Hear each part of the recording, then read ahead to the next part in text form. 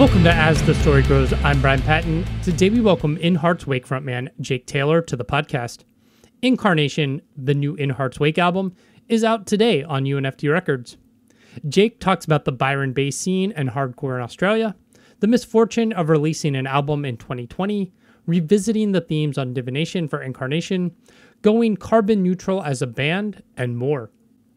Thanks so much for checking out this episode of As the Story Grows. If you're new to the show, welcome.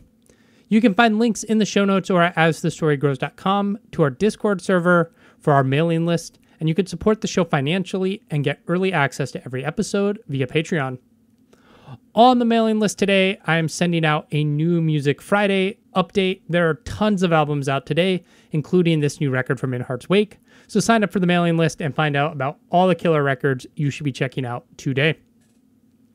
If you know someone who might enjoy this episode or the podcast as a whole, share it with them. Word of mouth, DIY, this is the way we grow things. We're getting back to our hardcore and punk rock roots. Enjoy today's conversation with Jake Taylor from In Heart's Wake.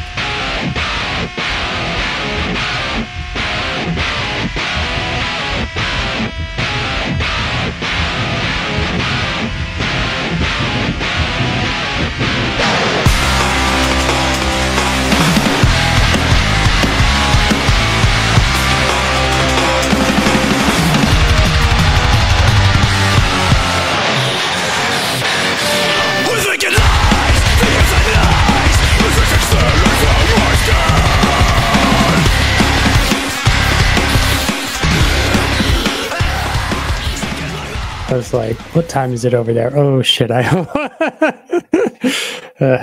Be quite early. It really would be. It totally would be. I would not be on this call right now. No. Are you guys on tour right now? No, I'm just, my family lives in New York State. So Okay. I'm spending some time here. Nice. Heading back in 2 days. Yeah. Nice. You grew up in Byron Bay, though? Yeah. From like 8 years old. Yeah. So let's call it yes. Close enough. What was growing up like? It was different back then. It was actually pretty cool. Yeah. It was very laid back and chilled. And always just crazy characters all around. Very affordable back then for all kinds of, folks. So with that being said, you get quirky kinds of people. Yeah. Nowadays, it's a lot more gentrified, and you've got to make a lot of money to sort of be part of that. So that's why everyone who used to live there is now in the hills. Yeah. So we moved into the hills as well. We're all up in the mountains and the hills and making it work up there. Yeah. Seems like everywhere cool gets overrun and gentrified, and it's crazy to live anywhere. It's true, and you got to really rely on some culture keepers to like hold down the fort when they can buy into it when it's cheap, and then sort of not just give back, but have some sort of art spaces or do things to keep that coolness happening. Otherwise, it just gets really stale quick. Yeah. How is, I guess, Australia at large about like the arts and artists and supporting like musicians and artists and creative types? From a government level, it's actually pretty good. They put a lot of funding, at least in times of recent, a lot more funding and grant opportunities. So as long as you fill out a really, good application and you really give reasons and proof, you can get sort of assistance to tour overseas, because they want to encourage artists and musicians to spread the word of Australian art abroad, because it's really important for our country, because it's a smaller per capita country, large country. A lot of folks are always like, oh, Australia must be tiny. And like, no, it's the same size as the United States. But we've only got the population of New York City, like in the whole country. Yeah, a little more spread out. Yeah. And just back on the arts thing, especially in the pandemic, it was really cool to see how the Australian, like when we couldn't get international artists coming over, everyone was doubling down and buying whatever merch they could and however they could support Australian artists. So we kind of saw like a real boom in the cream of the crop there, which is nice to be part of. Yeah. Nice. What got you into music? What got me into music? Probably my parents' CD players and cassette tapes.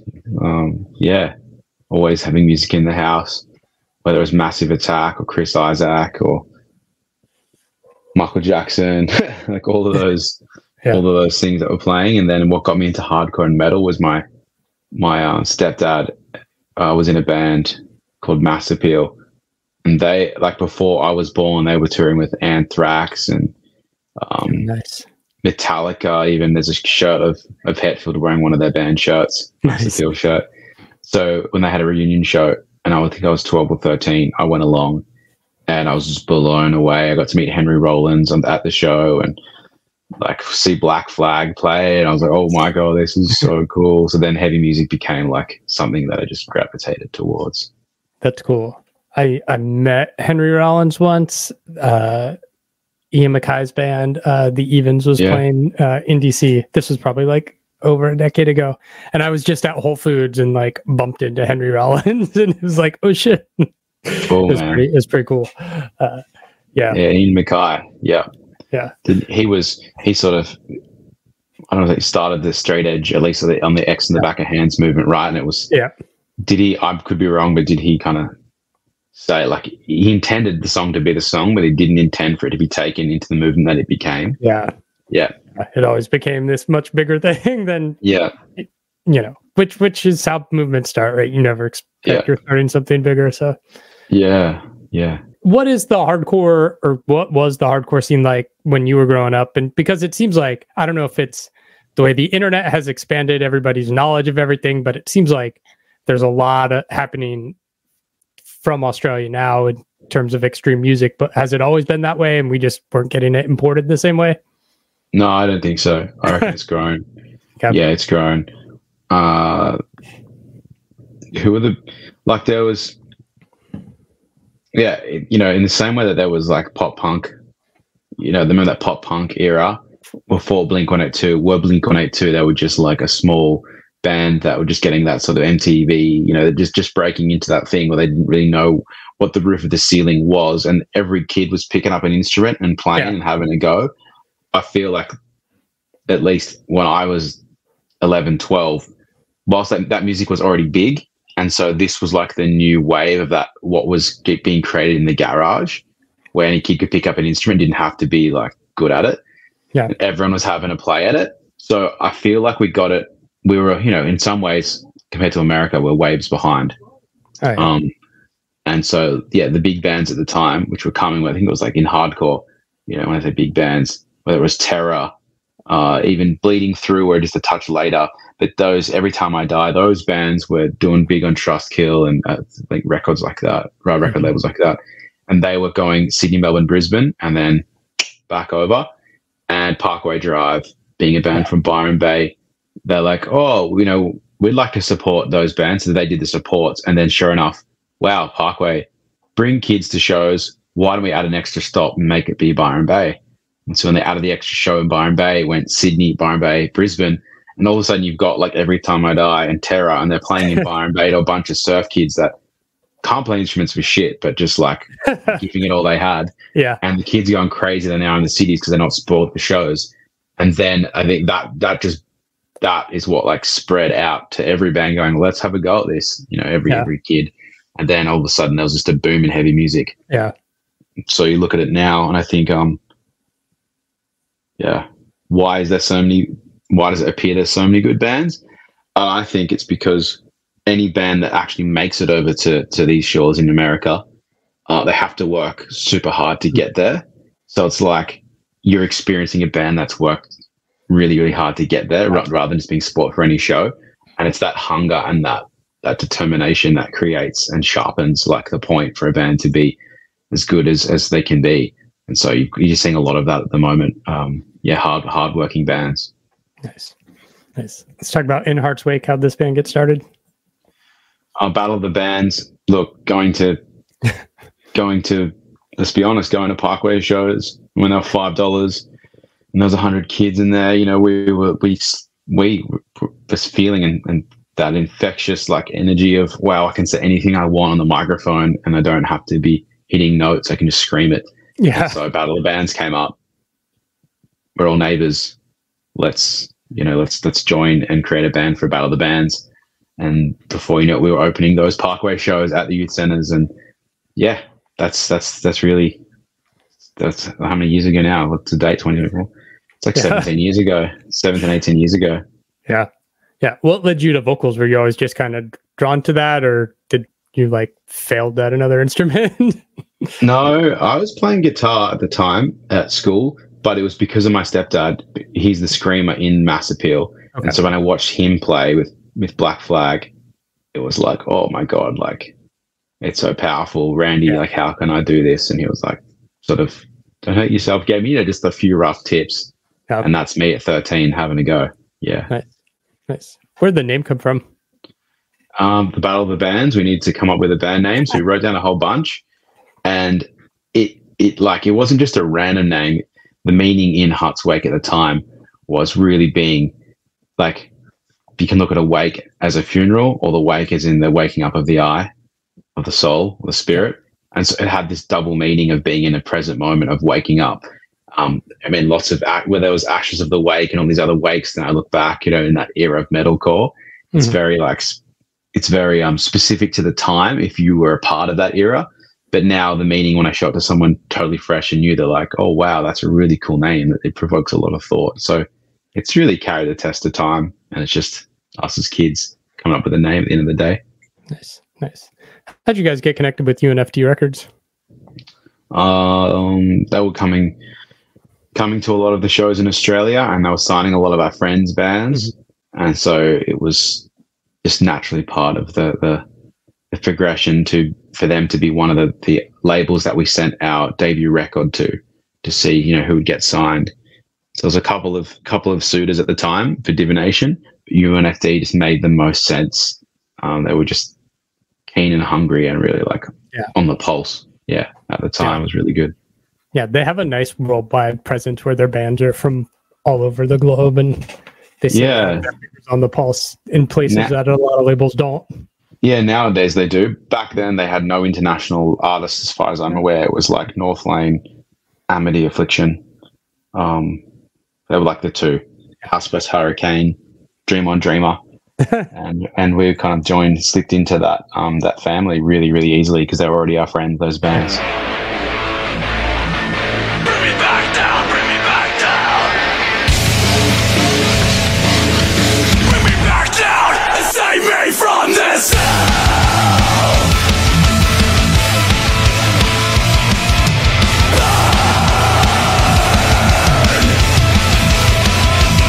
So are you listening? 'Cause I got something to say about every single person that got caught in the fray. You guys released Kali Yuga August of 2020. What was that experience like, putting out that record in the pandemic? And was there any conversations on delaying it even further? Yeah. First of all, it was quite underwhelming when you're releasing in the pandemic, because what's hot one week is then eclipsed by the news the next week, which there seemed to be so much of, who was getting cancelled or what breakout there was or what strain was coming out. So it was underwhelming in a sense. We did have a conversation around delaying it, but the thing was, delaying it till when? Like, we didn't know when the thing would end. Yeah. So that was always a thing of just this record that was written of the time, really was written of the time. I believe we were really feeling what was happening in the world at the time. And that played a part into the album cover. If you look at the album cover, one of the hands that is literally holding a syringe. And this is all before there was any COVID announcement at all. So it was just, not that we're soothsayers or anything like that, but it was just part of the time that we're looking at all these ways that power and control, and also not the judgment and power control, but power control and social sort of discussions and issues were all happening. And so it made sense that we released a record of the time, which was Kali Yuga peaking to a degree, felt like it. Yeah, there's a lot of horrible stuff happening before COVID, and that just kind of exasperated a lot of it. And it did. Yeah, we all turned to our phones and computers heavily to stay in touch and to be updated. And it led to all the other stuff in the woodwork really coming out, and some of which really needed to, Yeah. Before we talk about the new record, let's talk about Green is the New Black and the band's sustainability efforts in your merchandise. What led you to that decision and have the documentary get made? Yeah, it's perfect. It's a perfect stay-at-home project. It was the thing that we were already tracking. We just were going to, I think it was going to be sort of like a 5-minute, 10-minute video, like explainer as to how we did it. And then we're stuck with all this time. And we realized there's actually so much more to the story that was taking place, which we had discovered, which couldn't be just like articulated in 5-minute video. So that led to this journey of like, okay, well, how can we make it? So we applied for a whole bunch of grants and funding. Look, I believe just our vision and mission was so strong, and our evidence was so strong that we got the support that we needed, which was like the push out the door to say, do this, like make this happen. And so, yeah, what was like, oh no, we've got time off the road, all of a sudden became time on in a new and creative way. And we learned so much about our business and our operations that we wouldn't have otherwise learned in the process. And we became in Australia at least, we became the first band to ever become a carbon neutral organization, which means like just, calculating all of our movements and everything and being certified, which was never like the mission to have that stamp, but it was just the eventual thing that it led to as we went one step further. And that's, you asked about merchandise, and that plays into that. All the clothing that at least, I try to buy. I want stuff that really lasts me, and I want to know if I can help it, where it came from. So really trying to embody that with what we do as well, because, a t-shirt is more than just a print on a shirt. You're like, it's a badge of support to the artist you love, but it's also like so much more if you really look at it as a piece of art. And people wearing these shirts till they have holes in them, you'll want to know that it's like, not just made of like shitty plastic. That's just, as much as possible, man. It's not easy for everyone to do it, but yeah. New album's called Incarnation. This is really the spiritual successor to Divination. What led you, when you started writing this, whether lyrically, thematically, musically, led you to kind of tie this new record to that record? Well, it was always the chapter left unfinished. Whether people understand it or not, there are 22 major arcana cards in every tarot deck, and our first debut record had 11 tracks on it, so we can only have 11 cards. So there's naturally 11. Just why did they get left to the wayside? The songs didn't suit those cards. But it was always like, it was kind of the predictable, they do a part 2 straight away. We just didn't feel right. We wanted to do something fresh. And we cycled through all the 4 elements in a natural progression. And Kali was literally the fire record, written and recorded whilst our home was like on fire. It was a really heavy time. And so we find ourselves 12 years later, and we did the Decade of Divination tour to celebrate the record. The fans really connected with that record. And I just reopened that conversation of what does this look like to go back and finish this story, but, for a band that isn't the same band then that they are now.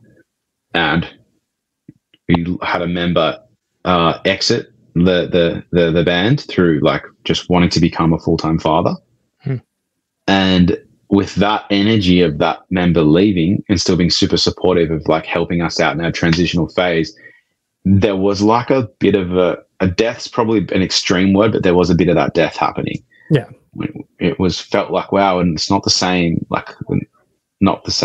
tribe and team that we were. And that really led into like this dark underworld of, well, if this is our last record, if this is it, what's precious about it, but also like, how do we actually feel right now? Really like becoming men as well, not just boys in our 20s, like we're in our 30s. So that is the spirit of the record. It's like dark purple. It is totally the flip, but it's all upside down. Everything is, I don't call it negative, but it's inversed and it goes to the extremes. Yeah. I mean, it's really well themed, because even just looking, I've had the album on and listening to the album, but looking at the album artwork in Divination, I was like, oh, there must be a through line with these records. And then reading the press release, being like, okay, there is. Like, you could tell it was there. So that was cool that it like instantly grabs you and you go, oh, this is connected to that. Awesome. Yeah, it wasn't just let's just like make the artwork the same and just pull a couple of strings to like make it fall into this sequel format. You're totally right. It was super intentional. We had all the cards, the remaining 11 cards, like we stuck them on the roof in the studio. We were thinking about them all the time. Some of the songs were just specifically like relating to the actual card imagery. For instance, I think it's Tyrant Emperor. It's actually painting the picture of that figure up on the throne. So, we didn't do that for every song, but it's always just the intention was really there, even more so than Divination, actually, I would say. Nice. Did that change the way you approach this album lyrically? Did it change the way? I think it helped it. Yeah, I think it helped it encourage it. Like if you get writer's block, okay, go to the card. Okay. Like what story is there that is personable without creating some mythic story that has nothing? It's not connected to me, but it was great to draw inspiration from, for sure. Yeah. Album's out July 12th. Yeah, July 12th. You guys, I saw you have some dates in September in Australia and U.S. tour in the October. Is that it for this year? You have like festival dates this summer? No, that's it. Yeah, that's definitely it for this year. Very important to get the record out first. Yeah. And because it's been 5 years, 5 years since we toured Europe and America, we didn't want to appear at festivals as soon as the album was out. It's like we needed to sink in, have it generate that this is where the band is at now, because we're not going to be the same band that's heading up on that stage. People need to remember. So it's going to take a little time for, like I said, the record for people to catch up to where the band's actually at. 5 years is a long time to return, but also we've really grown as musicians. And I think they're going to get a much more furious, heavier in Heart's Wake than they're probably expecting till they've heard the record. Yeah. Yeah. Yeah. Does releasing music during lockdown and the way the industry has changed over your career as a band, is it helpful for you to you can do more with the album visually, whether it's on YouTube or streaming singles, to get it out there where you don't feel the pressure to okay, the album's out, we have to tour now? I don't know. I think I would prefer the touring. I think touring is more effective. Yeah. And then there's nothing in flesh, any conversation. If we were sitting in the same room, I think that there's something about it, seeing your family in person, e.g. the fans, their family. And in saying that, there's nothing more effective than that, as opposed to, all the social media with the best social media, opportunities, all of that stuff. Yeah, you'll have presence and awareness, but it's not real. It's not tangible. So look, it's helpful to a degree, and you can try and capitalize on other mediums like making a documentary. I think that it's a bit more personable, but these short social media things and lives too, it's quite tangible and quite fast foody, if you would, to really say that it's more effective. Yeah.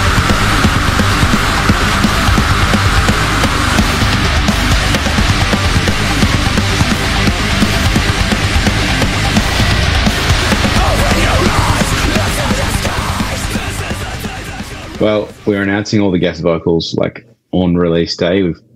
We've specifically really held off on talking about those. You might have noticed them. I don't know, Brian, but we won't talk about them if you have. You may have heard the sonic, we didn't put them in the listing of what the songs are, but you may have picked up on who they are. And I think I know that's going to be a huge bonus for fans, particularly those that were a fan of Divination. I'd giving anything more to that away. That's and it's special because some of those relationships that were made back then have been revisited, as well as new ones that we've also made. And so there's just a lot of beautiful family connections in this record that I think couldn't have done any other way. And so it's a special one. And I've played it to a few people, who are really objective, and they've told me this is good, but it's not your best yet. And they were really wow, this is special, and I think this is your best work yet. Yeah. Which is really nice to hear for a band that's one man down, going so hard to at this record to make it the best it could be. So I think fans are going to love it. And if they don't, that's okay. But you're gonna have to be moshing because this is a mosh record. Yeah. I think it's definitely my favorite record you've put out so far. So yeah. Thanks, Brian. Yeah, so. I can't look. We haven't played any of the songs live, obviously, and so like it's going to be really exciting. We've played them live in film clips, and doing it as a 4-piece, the energy's so we've got more space to just go nuts around. I'm really, really excited to take this to the rooms that we're taking to, especially in America. They're not too big and they're not too small. They're that nice intermediate room. So it's going to be special.